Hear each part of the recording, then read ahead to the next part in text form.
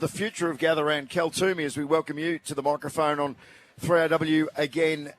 Clearly there's some jousting going on between the Premier, Peter Malinauskas, and headquarters at the AFL. A lot of lobbying across the weekend. SA would clearly like a long-term deal. What's the You're at a media lunch today with the Premier. Some of us got held up on our flights coming into Adelaide because of the ordinary weather earlier today. You missed a good one, Beaver. Yeah, well, enough of that. It's not about me. What did the Premier have to say to the assembled throng? Well, it was a full-court press again from him. I mean, he's got his words and his message is pretty clear over the past couple of days, and he reiterated that to media and Andrew Dillon, who was in the room as well. So it was a high-powered lunch, not including myself or many other of the journos, but the big table was the one he was addressing, and he wants to get it done. I mean, he wants this to be done as soon as possible. He'd like the big announcement this weekend? Yeah, he would. There's no doubt about that. I'm not sure that happens, though. There's still some tweaks that I think... What are they, Ken? What are the tweaks? What are the things that...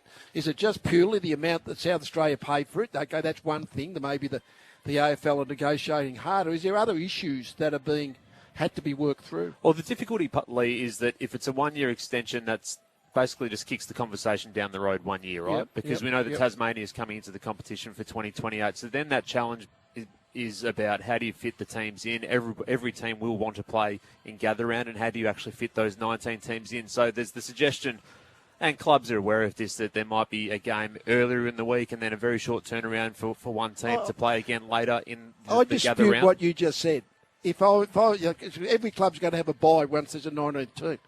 I wouldn't think a club would be that concerned if their bye happened to fall on Gather Round. No, I think it doesn't affect clubs at all. I completely agree. I think they'd want to commercially be a part of the week, and all, the finances. All 19 clubs, you think, feel that way? I must admit, I would dispute that thinking. I think most clubs would be quite happy just say, okay, if we're having a bye, we'll gather around. That's fine, good as any. But that's a simple fix as well, though. You play maybe a game on Thursday night, then you turn around and play one maybe Monday. I don't know. You can easily do it. But I think what Pete really wants is that certainty around the long-term view, so then he can go and plan and go, well, hey, we've done up Barossa Park. It's amazing for that community up there. Let's have a look at Adelaide Hills or McLaren Vale again, and then build up those facilities. You can't do that off a 1 year or a 2 or 3 year deal anyway. Yep. For me, I liken it like if you're in a football club and you're playing great football, like you want to be rewarded for it, don't you? You know, the club doesn't turn around and go, actually, we're going to give you a haircut here, and you're actually not going to get a contract. I think it's an Adelaide thing. I mean, Gather Round was an Adelaide thing. It started in Adelaide. They've done a fantastic job with it. So unless you wanted to go, unless there's some massive offer, like the old Chris Scott said, most things the AFL do is to do with maximising revenues. So if you're talking about maximising revenues, there might be a negotiation or someone around the country wants to try and buy Gather Round, but I would have thought it should be in Adelaide forever. I said this the other day. Sorry, just quickly, buddy. The AFL don't want to get too greedy on this, though, because Pete will just put the offer out there, and that'll be it. He'll walk away from it and go, you take it or leave it, and try and make it work somewhere else. Well, it was originally planned for Sydney. More from Cal in just a tick. Love to hear your thoughts on the future of Gather Round, what you think should happen with it. Should it stay here in Adelaide? What's a better city to host it if it isn't here in the South Australian capital? And to our best caller tonight, they'll receive a Harvey Norman $100 gift card, 10% off selected AEG kitchen appliances, and 10-year warranty now at Harvey Norman. Something he did say today that pricked the interest of, I think, everybody in the room was that they've got some big ideas around how to include all teams in the next iteration of Gather Round, and that he's watched Magic Round in the NRL and seen it progress and then stagnate to what it could be, and he feels that Gather Round in Adelaide has grown from year one, and we've seen it. Everyone's been lucky enough to be here over the past few years and seen it grow in terms of capacity, crowds. He said today that he's spoken to the airlines and more people are actually flying in for this Gather Round than they did in the first 1 and 2 years. So it's actually, we've seen a development there, and we know that more tickets than ever have been sold from interstate fans. So, Cal, how will that actually look? He alluded to that with Eddie Maguire on the Channel 9 Spectacular on Tuesday night in McLaren Vale as well. Are we talking outside of the games, like a Moomba-type parade? It feels a bit parade-ish, doesn't it? With every team involved, and almost like a grand final parade, but with 18/19 teams moving forward. Well, there is a grand final feel to the week, isn't there, Lee? I mean, it's different. It's a very different, unique week, unique few days, no doubt about that. And the amount of scarves around town, we've seen it, Rory, across this week. I came in on Tuesday, we were there on Tuesday night and saw the first sort of batch of fans hit South Australia and Adelaide, and today certainly Rundle Hall, once the weather cleared up, was a wash. The amount of functions too. It's not about it's lunches, it's functions, it's the way it's been activated all around. There's people going to the Barossa tomorrow to have these events and then come back into a footy game afterwards. There's not many other states you can do that. I think this model works better. The Magic round in the NRL, they play every game at one ground. Suncorp Stadium, the main oval. So every game, that'd be like coming and playing every game here. When spreading 2 or 3 games into the regions, I think makes gather round a South Australian thing as opposed to just an Adelaide thing. Would that be fair to say? I think so too. And then the way those communities embrace those games as well. And people love that feel of local footy, but just on steroids a bit. And that's what Norwood Oval is. Norwood Oval's it's not a great footy oval to play AFL, and it's quite narrow and it's quite long, probably narrower than Geelong, but people love playing there because of the atmosphere, and it is close. So you can hear Ross Lyon in the coach's box at Norwood Oval. And where else could you do that last year?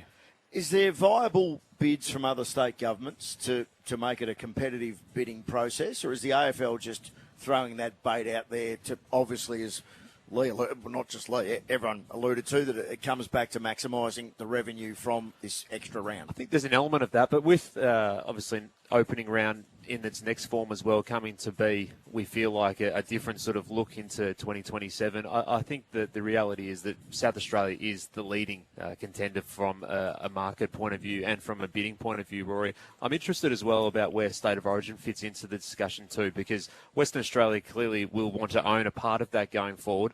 South Australia will too. So as part of these discussions this week, and the AFLPA has been involved in this as well, because they actually need to be able to tick off anything that happens in terms of their players being added to this future of gather round, and they were the last time as well. So where State of Origin fits into the conversation, it hasn't actually been raised publicly too much this week, but I think it is something that has been thrown up, given that all governments want a piece of it, and as you say, Leigh, it can't just be in Western Australia if it's going to continue. Well, the thing is, in the rugby league, which is where the State of Origin booms, obviously, but they have one in Sydney, one in Brisbane, and they travel. So do you think it's possible that if State of Origin could be big enough, that West Australia versus South Australia would be big enough to be played at the MCG? In other words, no. Well, that's the problem.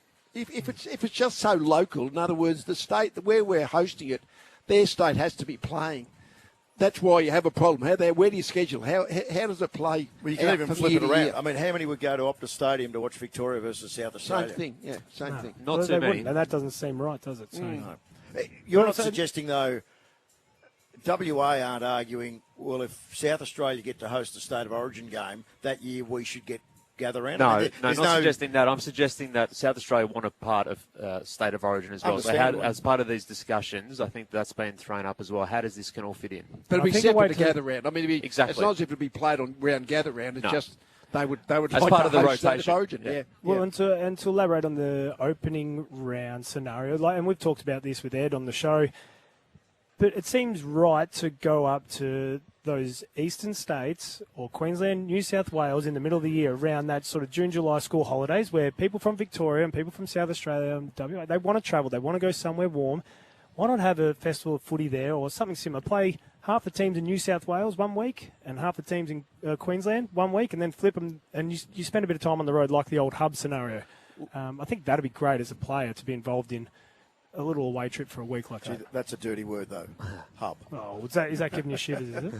I love the hub. I was up there for 5 months. I love getting out of Victoria in 2020. But remember that our basic competition is about having half your games at home and half your games you play away. I mean, that's the sort of the basis of the and even gather round distorts that because it means that the Crows and Port Adelaide have an extra home game.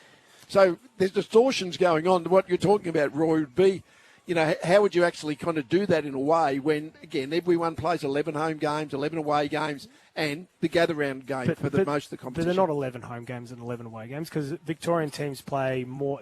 They don't have a specific home ground, but they play way more than 11 games at home. Home state, yeah. Leigh, very quickly, what did you think of Andrew Pridham's idea today to have opening round rebranded as launch round, all the games in New South Wales and Queensland for the start of the season? Well, I thought it was just stupid to have opening round and then round one. Like, what are we trying to do? We're just playing with words, aren't we? Correct. So it's got to. I reckon it should be round one. It should be round one, round two, round three, round four. Forget about another name. But I think most people in the northern states, and it's a mess. It's been a messy March, hasn't it? You got buys going on, as we're talking about. But I live up Brisbane, obviously, but I think to myself, as long as Brisbane and the Suns and the 4 northern state teams have they start the round 1, and they have prime spots. So even if you're Wednesday, Thursday, Friday, Saturday, trying to get them good opponents so they draw big crowds, that's fine. But then if you play the other 5 games Saturday into Sunday, Monday, I can't see any problem with that.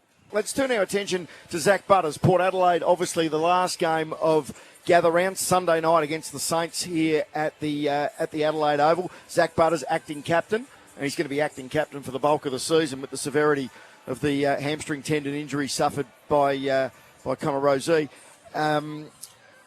Where are we at with Zak Butters as the list of clubs wanting his services grows by the day? Yes, and on Tuesday we reported on afl.com.au and Footy Classified that Richmond had entered the race as well, and their pitch and interest is different to some of the other clubs who are chasing him. It's around the future of their footy club, maybe not the immediate success, but also financially. I mean, this is a club that is ready to put forward and willing to put forward what would be the biggest offer in footy history should he sign it. Now, he's going to get that at most places he signs because that's the way the market is changing, and wherever he signs next year, he's probably going to be at that market. But we heard from Adam Uze today. He confirmed that they are interested in him, and they'd be crazy not to look at it. The question internally that I think they'd be asking is when's the right time to hit the free agency market. But I think what we've seen in the recent rebuilds from some of the clubs that are still going through them is that young players need a lot of support when they're growing up as well. And there's a way that Richmond, through its offer, could actually front-end a lot of the money to be paid in the early years of the Butters deal, so that when their young squad of Lawler and Houghton and these players that they've drafted over the past couple of years, and Grill and Cumming, when they're ready to hit their mark from a contractual point of view, the big years of the Butters deal would be gone. So that's an appealing thing for some players as they think about the front end. The whole issue is an interesting discussion one, but Rory's as a sort of recent player. So Zak Butters, I mean, I'm just a number. Say you could get $2 million at a club, right?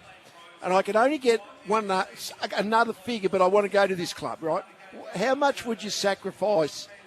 I always reckon you might sacrifice 10, 15, 20% to go to the club you want to go to, and that is based a lot on how much can you the vibe you've got with the current senior coach. I reckon is a critical factor in which club do you want to go and play for. Absolutely, and knowing Zak Butters, he'll want to win, so that'll be the only sticking point for him.